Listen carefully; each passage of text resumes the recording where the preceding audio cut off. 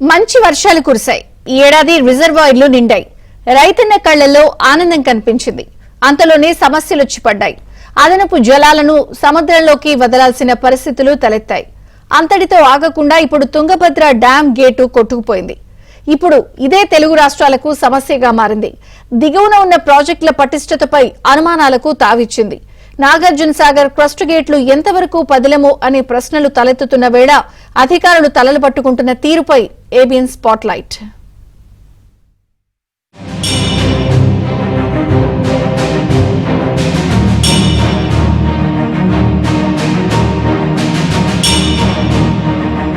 వర్షాలు కురిస్తే మనకు తిరుగుండదు. పుష్కలంగా సాగునీటిని చూసుకొని ఆనంద బాష్పాలు రాలతాయి. ప్రాజెక్టులు నిండు కుండల్లా ఉంటే వరిమళ్లు కృష్ణా గోదావరి నీటితో పొంగి పొల్లుతాయి. 6 నెలలు తిరిగేసరికి పంట చేతికొచ్చి సంక్రాంతి సంబరాలు జరుగుతాయి. ఈ ప్రక్రియ మొత్తం నిరాటంకంగా కొనసాగాలంటే ప్రాజెక్టుల నిర్వహణ సమర్థవంతంగా ఉండాలి. వర్షాలు కురవని ఏడాది క్రాప్ హాలిడే అంటూ రైతుల్ని ఇబ్బంది పెట్టే ప్రభుత్వాలు ప్రాజెక్టుల నిండా నీరున్నప్పుడు వాటి నిర్వహణపై ప్రత్యేక శ్రద్ధ వహించాలి. ప్రస్తుత పరిస్థితి మాత్రం అందుకు భిన్నంగా ఉందనే చెప్పాలి.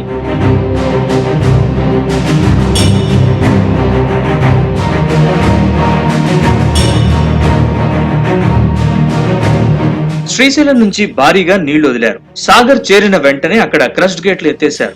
రైతులు సంతోషపడ్డారు. 2 చోట్ల పర్యాటకులు కనువిందు చేసుకున్నారు. ఏపీ ప్రజలు సంబరాలు చేసుకుంటున్న తరుణంలోనే పిడుగులాంటి వార్త ఒకటి వచ్చిపడింది. ఆంధ్రప్రదేశ్, తెలంగాణ, కర్ణాటక రాష్ట్రాలకు సాగు తాగునీటి ప్రదాయనైన తుంగభద్ర డ్యాం గేటు వరద ప్రవాహంలో కొట్టుకుపోయింది. శనివారం రాత్రి డ్యాం 19వ గేటును ఎత్తుతుండగా చైన్ లింక్ తెగిపోవడమే ఇందుకు కారణం. ఆ గేటు వద్ద వరద ప్రవాహ ఉధృతి పెరిగి ప్రాజెక్టుకు మరింత ప్రమాదం వాటిల్లకుండా ఉండేందుకు మిగిలిన 32 గేట్లను 2 నుంచి 3 అడుగుల మేర ఎత్తి 1.10 లక్షల క్యూసెక్కులు విడుదల చేసే ప్రక్రియకు శ్రీకారం చుట్టారు. నీటి ఉధృతి కారణంగా మరమ్మతులు చేయలేని పరిస్థితి ఏర్పడడంతో శాశ్వత మరమ్మతులు చేసేందుకు స్పిల్ లెవెల్ వరకు డ్యాంను ఖాళీ చేయాలని అధికారులు నిర్ణయించి 65 టీఎంసీల నీటిని దిగువకు వదిలేస్తున్నారు. అయితే భారీ వర్షాల కారణంగా ఇప్పటికే శ్రీశైలం, నాగార్జున సాగర్, పులిచింతల, ప్రకాశం బ్యారేజీలు నిండిపోవడంతో తుంగభద్ర నుంచి వచ్చే నీరంతా సముద్రంలోకి వదిలిపెట్టాల్సిన దుస్థితి ఏర్పడింది. డ్యాం ఖాళీ చేయకుండానే గేట్ల మరమ్మతు కుదరదు. 65 టీఎంసీల నీటిని కిందకు వదిలేందుకు కనీసం 3 నుంచి 4 రోజులు పడుతుంది. ప్రవాహం ఎక్కువగా ఉన్నందున రిస్క్ తీసుకోవద్దని సూచించిన కర్ణాటక నిర్దేశిత జలాలు కిందకు పోయేదాకా ఆగి అప్పుడు సాఫ్ట్ లాక్ గేట్ ఏర్పాటు చేయాలని ఆదేశించింది. ఏపీ అధికారులు కూడా వారికి సహకరించాలని ముఖ్యమంత్రి చంద్రబాబు ఉత్తర్వులిచ్చారు.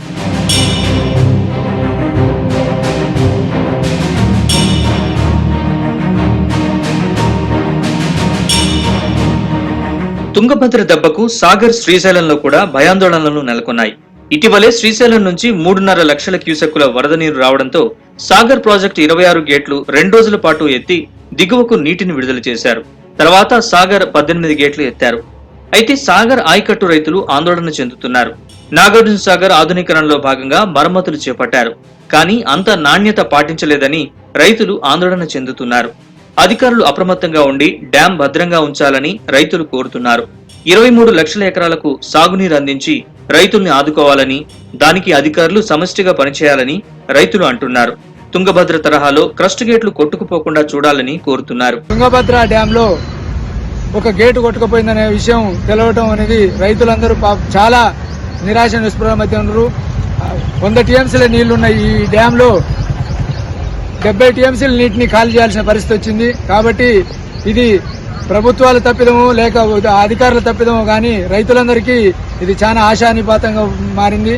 కాబట్టి శ్రీశైలం డ్యాం కానీ నాగార్జున సాగర్ డ్యాం కూడా గేట్లు కూడా ఒకసారి సరైన పద్ధతిలో ఉన్నాయో లేవో కూడా ఇంజనీర్లు కానీ అధికారులు కానీ వాటిని ఒకసారి మెయింటెనెన్స్ చూసుకోవటం మంచిది. ఎందుకంటే ఒకసారి వచ్చిన వాటరు వెళ్ళిపోతే మళ్ళీ సంవత్సరం వరకు కూడా రైతులకు నీళ్లు వచ్చే పరిస్థితి లేనందున కృష్ణా పరివాహక ప్రాంతంలో వర్షాలు చాలా తక్కువ పడుతున్నందున దయచేసి ప్రభుత్వాలు కానీ అదేవిధంగా అధికారులు కానీ రైతుల్ని ఇబ్బంది పెట్టకుండా, రైతులకు అన్యాయం చేయకుండా ప్రభుత్వానికి సంబంధించిన మెయింటెనెన్స్ ఎప్పటికప్పుడు చేస్తూ గేట్లను కానీ మరియు డ్యాంలను కానీ పరిరక్షించాల్సిన బాధ్యత అధికారుల మీద అలాగే ప్రభుత్వాల మీద ఉన్నందున దయచేసి రైతుల్ని ఇబ్బంది పెట్టకుండా రైతులకు సరైన న్యాయం చేసి నీళ్లు ఇవ్వవలసిందిగా రైతులతో అందరి తరఫున కోరుచున్నాను. నిధులు ఇస్తా ఉంది, రాష్ట్ర ప్రభుత్వం నిధులు ఇస్తా ఉంది.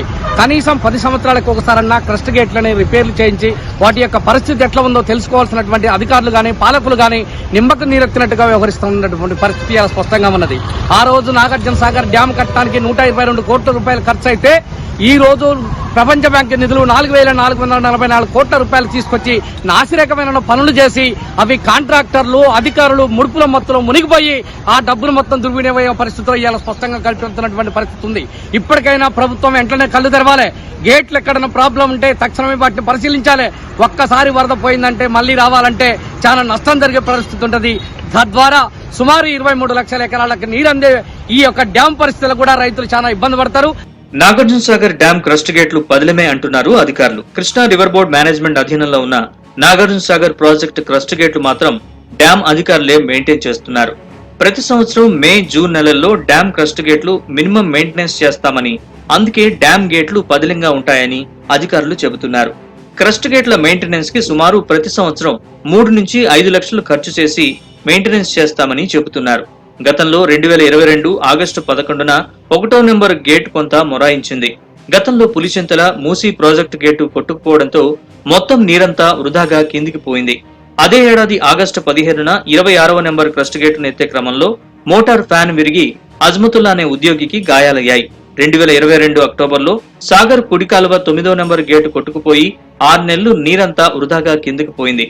ప్రాజెక్టు నిర్వహణను గాలికి వదిలేయకుండా సమర్థంగా చేపట్టాలని పలువురు నీటిపారుదల శాఖ విశ్రాంత ఇంజనీర్లు, నిపుణులు సూచిస్తున్నారు.